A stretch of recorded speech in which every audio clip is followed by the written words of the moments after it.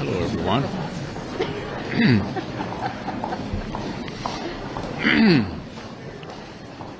Well, we're a little bit surprised you're even here today because we know all the news is being made on the other side as they wrestle with how they're going to put together this reckless tax and spending bill. It's important to note that the American people are mostly fixated on inflation.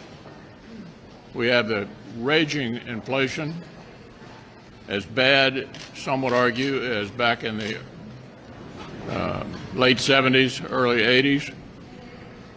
Gas prices are over $3 a gallon in every state in the Union.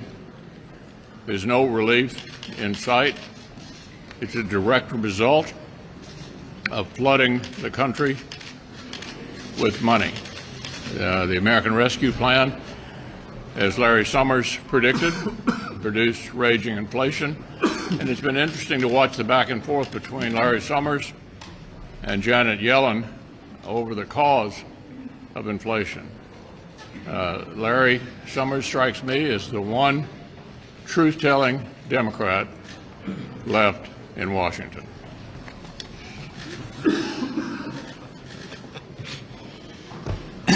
Well, you're going to hear and have heard already a lot of Republicans talking about increases in energy prices, and that is only the increase that we're starting to see in energy prices this year is only going to be worsened by the Democrats' reckless tax and spending spree.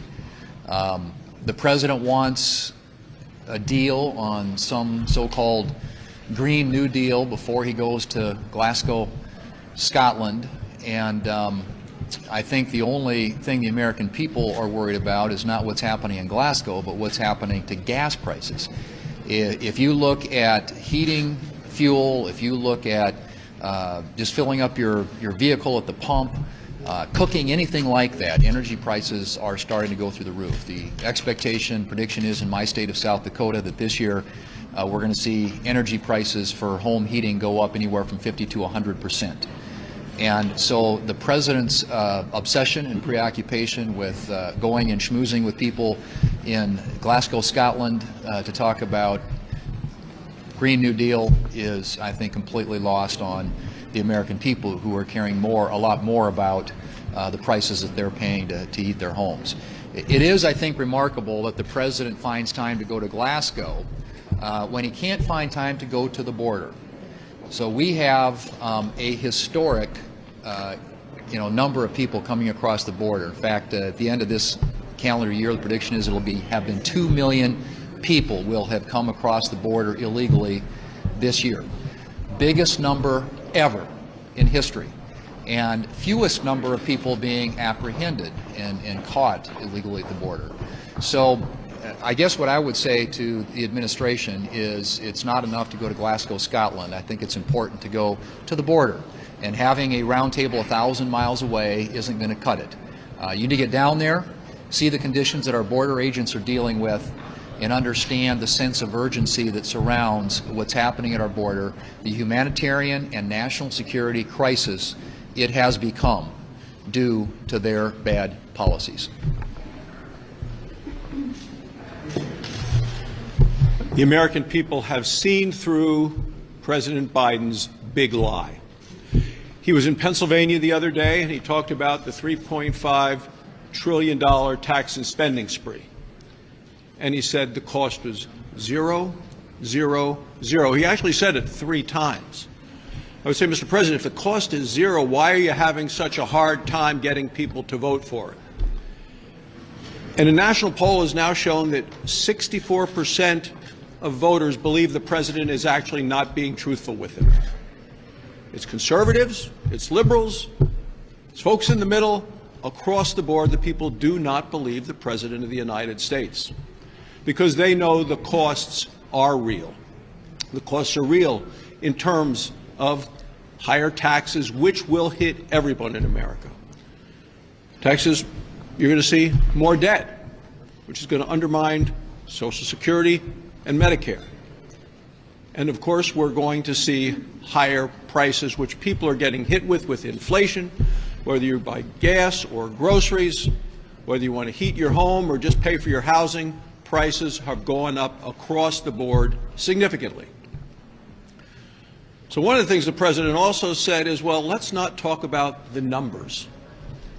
But if you're a family trying to get by, you're someone living on a fixed income, you're a senior, the thing that you're talking about at the kitchen table are the numbers. The President talked about it during the presidential debate last time. He said, what happens at the kitchen table? Well, I'll tell you, Mr. President, what's happening at the kitchen table is people are not happy. They're falling behind in the Biden economy because of the way and the decisions that you're making. People are fed up, and they're fed up with being lied to. The best thing for this country would be an entire $3.5 trillion bill never becoming law. Well, one of the ways that Democrats want to pay for this spending bill is to put more money at the IRS to collect more money from American families. You know, there's always been a effort to find out where there might be wrongdoing, sort of a dragnet through the banking process to find out if there's a transaction of $10,000 or more. This time, the Democrats started out saying, well, we really think we ought to know about every transaction that was $600 or more. There was a pretty big pushback on that. So the latest version of this was, well, we want to check every account, every bank account, every credit union account, every PayPal account, every Venmo account that has a total annually of $10,000 of activity.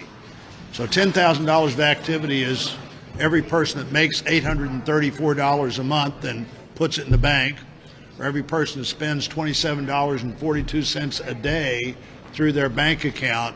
Those are the accounts that would be reported to the IRS, that you should look at these accounts because here's how much money came in and here's how much money went out, not in one transaction, but over 12 months. It has been nearly 2 months now since President Biden's disastrous and haphazard withdrawal from Afghanistan. It was on August 26th that we lost 13 wonderful, honorable American service members in the attack at Kabul. This morning in the Senate Armed Services Committee, we had the Undersecretary for Policy from the Department of Defense in front of us. And what became abundantly clear through this committee hearing was that, one, President Biden has no viable plan for defeating terrorists that are in Afghanistan right now and plotting to exact revenge upon our homeland. The second is that through this haphazard plan, we have left Americans behind at the hands of the Taliban. And so moving forward, Americans want to know why what happened, how it happened. And even though the Biden administration wants to close the book on this horrible chapter, Americans are demanding answers. And Republicans are seeking answers. We want to know why this happened, how it happened, and how we are going to protect our homeland in the future. So President Biden, again, this is all on your shoulders, and we are going to get to the bottom of this.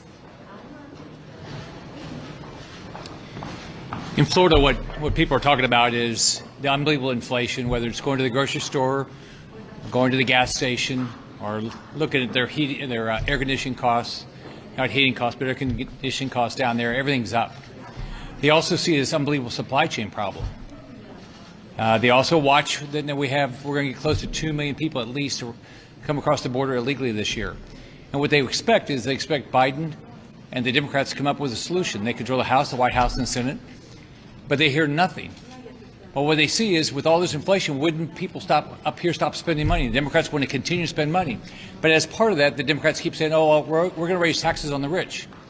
But if you look at what they're making sure is in this reconciliation bill is a tax deduction for salt that only impacts wealthy individuals in blue states, which means people in red states have to pay for that. So I'm going to continue to fight that. I think we're all going to continue to fight that. It's unfair to Americans around the country that don't live in states with high taxes. Leader McConnell. Yeah, Chad. Aren't you concerned about some of this opposition, some of these tax increases, but specifically the tax on the wealthy here that they are talking about now, that your side is going to be perceived by some voters as saying, oh, it's okay if the wealthy don't pay their taxes, it's okay if they don't get taxed? Aren't you afraid that you're going to be painted into the corner that way? Well, the larger issue is whether the country needs a big tax increase. Just to take you back to 2017, we lowered taxes for virtually all Americans. The corporate tax reduction produced a gusher of revenue, a stunning amount of increase in revenue as a result of lowering the taxes on corporations. Look, the country's awash in inflation. The country's flooded with money. The last thing we need to do is to pile on with another massive, reckless tax and spending spree. With regard to various pieces of it, we don't know what it's going to look like, which leads me to the second point. They do not have a mandate to do this. They're acting like this was the New Deal. Roosevelt had massive majorities, or it's the Great Society. LBJ had massive majorities. This is a 50-50 Senate, a 3-seat majority in the House. The American people are not asking for any of this. Joe Biden said last week that he's now open to fundamentally altering the filibuster, and he suggested the debt ceiling could be the issue that pushes Democrats to do that. What is your reaction to that? Well, that's a decision to be made by senators, and Senator Manchin and Senator Sinema have both been quite clear they're not in favor of altering the filibuster rule. Leader McConnell, you've said that the country is flooded with money. Who do you believe has too much money? Who do you believe has too much money? Is it the country is flooded with money? Yeah, let me just quote Larry Summers, who said back in February that the American Rescue Plan was a mistake. He said it would cause rampant inflation. It has. And I would call your attention to the debate between Yellen and Summers just this week on this very issue. So I agree with Larry Summers. I think this has created exactly what he predicted, massive inflation affecting all levels of American families.